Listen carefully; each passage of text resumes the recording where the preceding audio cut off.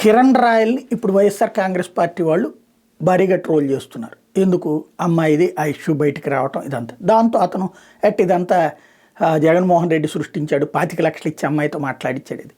అది ఎవరూ నమ్మేటటువంటిది ఏం కాదు. ఇక్కడ వ్యక్తిగత జీవితం అని ఇప్పుడు అతని వ్యక్తిగత జీవితంతో పార్టీకి ఏంటి సంబంధం అని ఇప్పుడు జనసేన వాళ్ళు అంటారు. వైసీపీ వాళ్ళు దువ్వాడ విషయంలో ఇతనేం మాట్లాడాడు అంటారు. అసలు విషయం ఏంటంటే రాజకీయ నాయకులకు వ్యక్తిగత జీవితం ఉండదా? ఖచ్చితంగా ఉండాలి. ఆ వ్యక్తిగత జీవితంలో నువ్వు సరిగ్గా ఉండి తీరాలి. అక్రమ సంబంధం సక్రమ సంబంధం బయటికి రానంత వరకు ప్రాబ్లం ఏం లేదు.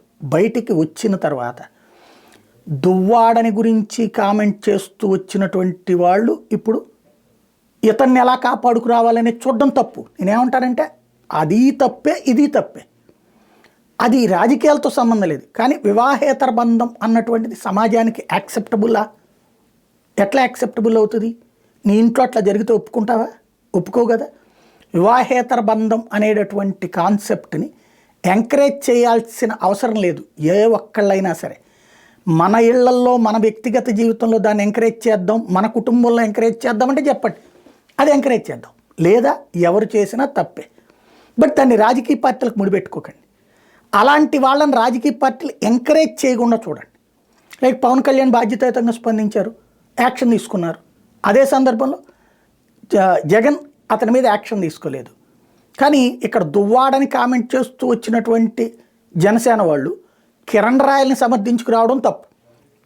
అదే సందర్భంలో కిరణ్ రాయల్ని గురించి క్వశ్చన్ చేస్తున్నటువంటి వాళ్ళు అతన్ని యాక్షన్ తీసుకున్నటువంటి పవన్ కళ్యాణ్ని చూసి తమ నాయకుడైనటువంటి జగన్ అట్ట చేయనందుకు ఫీల్ అవ్వండి.